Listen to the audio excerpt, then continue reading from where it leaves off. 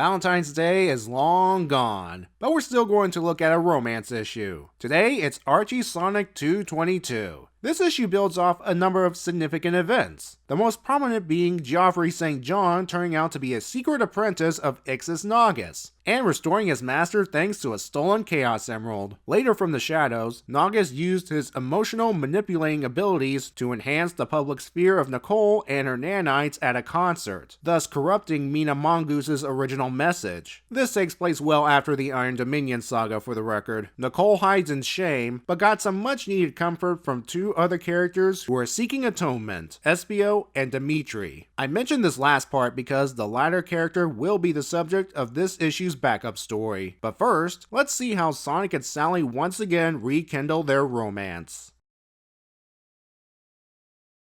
We start with Sonic and Tails just shooting the breeze, or rather go through the breeze as the two are racing towards a flag, with Tails just barely winning. Sonic wants to continue having fun until Tails reminds him of his date with Sally tonight, which brings us to her in the Dragon Kingdom chatting with Monkey Kong. This reveals to us that first, while things are rough in the Dragon Kingdom, it is much better since the Iron Dominion's collapse. We even see the former Iron Queen in her prison, a dried up well. The second reason Sally's here is, well, she's nervous about the date with Sonic and needed a confidant. So what better way than to tell someone who also has a thing for you? All jokes aside, Khan is a decent guy for this situation, especially when Sally brings up the infamous breakup with Sonic. Khan tells Sally to just relax. With that, Sally warps back to New Mobotropolis and runs into Sonic. After some apology, they go off to prepare for their date. We then get 2 pages of the two preparing, with a parental figure, Sally's mom and Uncle Chuck, watching them. Sally's worried about how to present herself to Sonic, while Sonic has to make sure Sally has an easy night, and not worry about Skunk Boy or the Nicole situation. Both Sally's mom and Uncle Chuck basically say, relax and be yourself. And so the date begins. Instead of going to a casual hangout like Chuck's Chili Dog restaurant, Sonic's taking Sally to a fancy restaurant, Creme de la Creme. Antoine recommended this place because they do not have margarine. Oh, Antoine and his ongoing crusade against the spread. Now it's implied here that Sonic did not make a reservation ahead of time, instead counting on his and Sally's celebrity status to get them in. Speaking of celebrities, Mina is also at the restaurant with her manager boyfriend Ash. Given the way the two parties chatted after the concert last issue, yeah, it's pretty awkward. Sonic begins ordering, but the waiter has something else on his mind. Namely, when are you freedom fighters going to unplug Nicole? Sally says they're not going to, and it snowballs from there, with customers arguing for and against Nicole. It's so bad, Mina and Ash split before dessert. Sonic and Sally don't even get as far as the complimentary breadsticks before bailing too. Unfortunately, the restaurant crowd continues harassing them on the situation until the couple are rescued by Amy Rose. As the two head off, Amy forces the crowd to back off. When confronted with a pink hedgehog with a robot-destroying hammer, you best oblige. One person asks, why is she doing this if she's supposed to be Sonic's girl? Her answer is actually pretty mature. While she believes Sonic will see the light and get together with her someday, for now, she's letting him be happy with Sally. Sonic and Sally arrive at the Lake of Rings Chow Garden, where they briefly chat about some past relationships, flirt a little bit, and finally, cuddle by the lake. Skunk Boy's nearby observing them. He doesn't engage them, thankfully. Instead, he's crestfallen as he smoke teleports back to his master, who's ready to make his move tomorrow.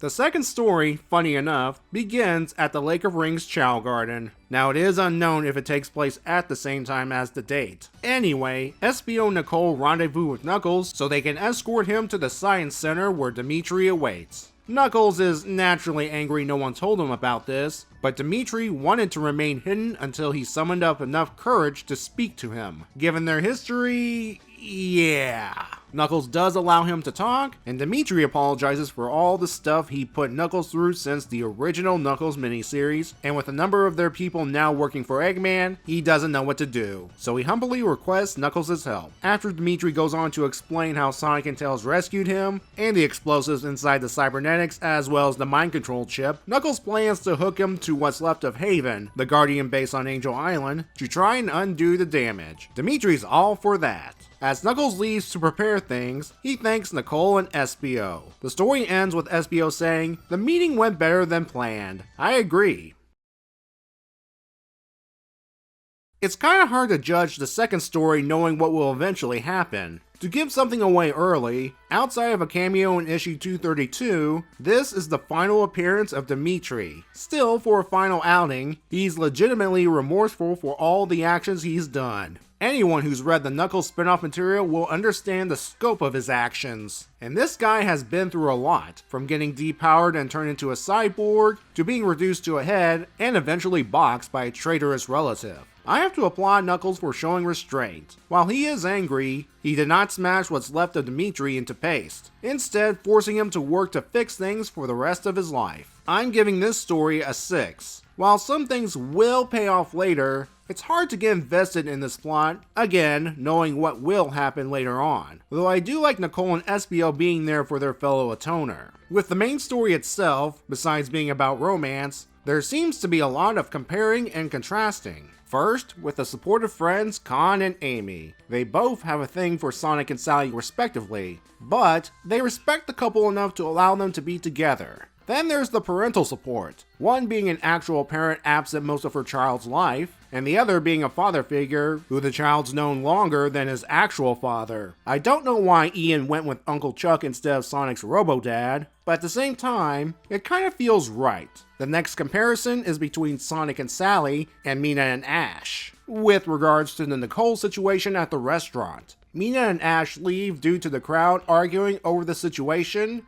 and they weren't involved. We don't see what happens to them, but I assume their night's ruined. Sonic and Sally, who are right in the center of the argument, also leave the restaurant, but still have a romantic night at the lake. Helps that a pink hedgehog with a hammer's keeping the crowd at bay. The final comparison comes at the end with Sonic and Sally together and happy, and Skunk Boy's miserable and alone. It's clear that he's thinking about his wife here. And that's something for another time. As for Sonic and Sally more or less becoming a couple again, there has been build up to this moment with their glances at Bunny and Antoine's wedding, to these teases brought up during the Iron Dominion arc. I'm glad they acknowledge, however briefly, past relationships. Now you know me, I'd rather have Sonic be a free bird, or a hedgehog. However, I do respect what's happening. I can get behind taking a brief break from the world's problems. Like in this case, the Nicole situation, or Skunk Boy's treachery. A little me or us time to recharge if you get my drift. The story gets a 7 out of 10. Besides all the stuff I just said, this tale helps make the characters more like people, while not deviating from their normal characteristics, such as Sonic and Tails being playful to each other, and Amy acting very mature for someone whose Sonic obsession is encoded into her DNA. Well, I hope our heroes had a nice break because things will escalate when we get around to issue 223.